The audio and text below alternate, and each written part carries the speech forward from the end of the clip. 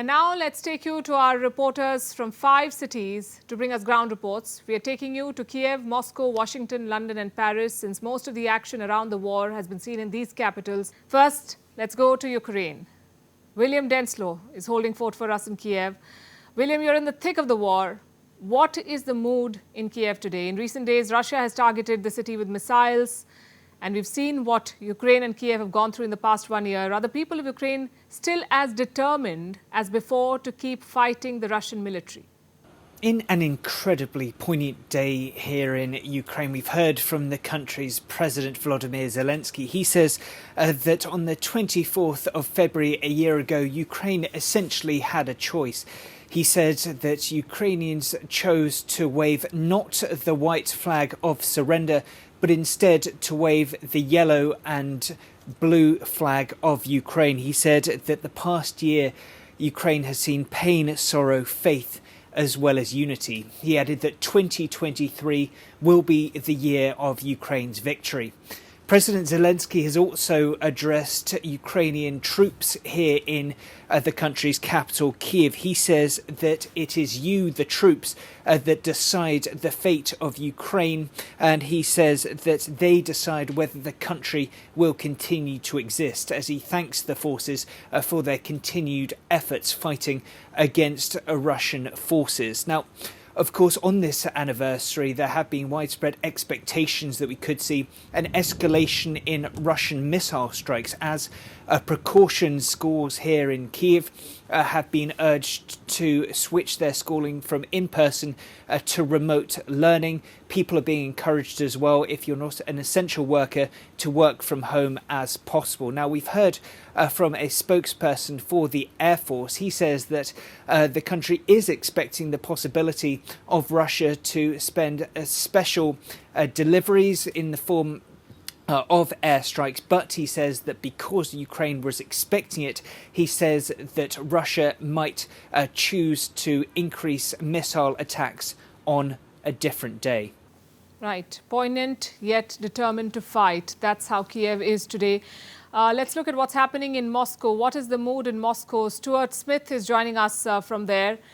Stuart, earlier this week, Putin delivered his assessment of what he calls a special military operation, still not a war. The Russian president wants to keep going. What are the Kremlin's priorities right now?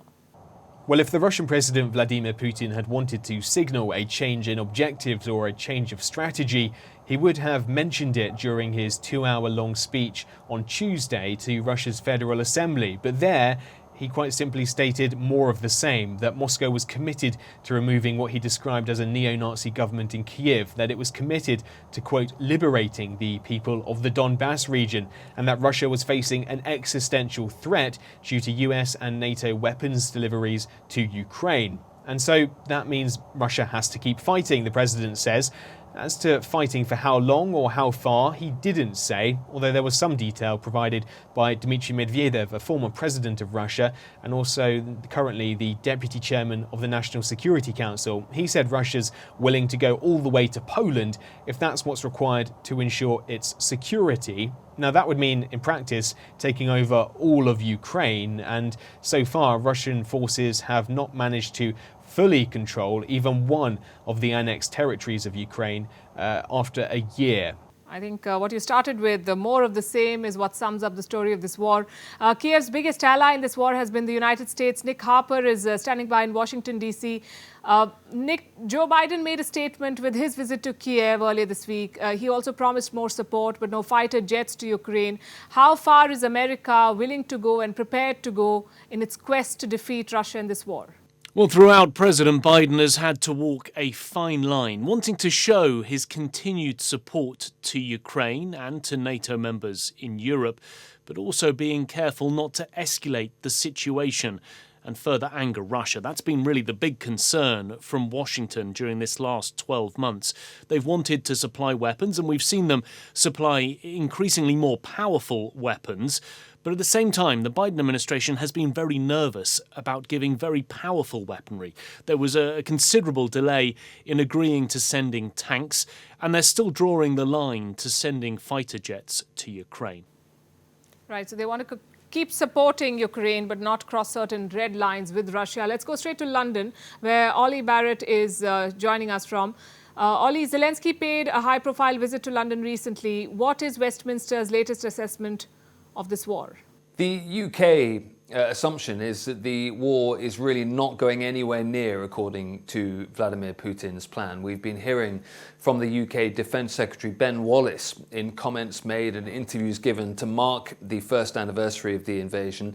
And he's been saying that from the UK's perspective, Vladimir Putin has achieved almost none of his aims in this war, particularly when it comes to territorial advances. Ben Wallace has been reminding people that in the view of UK intelligence, Vladimir Putin was hoping to take Kyiv within days and to really move through other Ukrainian cities very quickly indeed, and really effectively take vast swathes of the country within days, if not weeks, after February the 24th last year. And Ben Wallace has been very keen to remind everyone that from a UK perspective, in terms of UK intelligence and a UK assessment, that Vladimir Putin has effectively failed in that regard. The other thing that Ben Wallace is pointing to is an intelligence assessment which is shared by UK and US officials that Russia has lost or seen injured at least 180,000 personnel in this war, and that is another way that the UK is pointing to what it says is a failure by Vladimir Putin.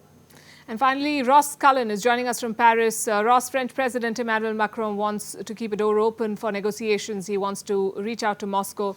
Are other European leaders ready to support his efforts for a negotiated settlement? Well, the European Union has been calling for peace and for an end to the war since the conflict began 1 year ago. It wants an immediate end to hostilities, an immediate ceasefire, and for Russia to withdraw all its troops from inside Ukraine.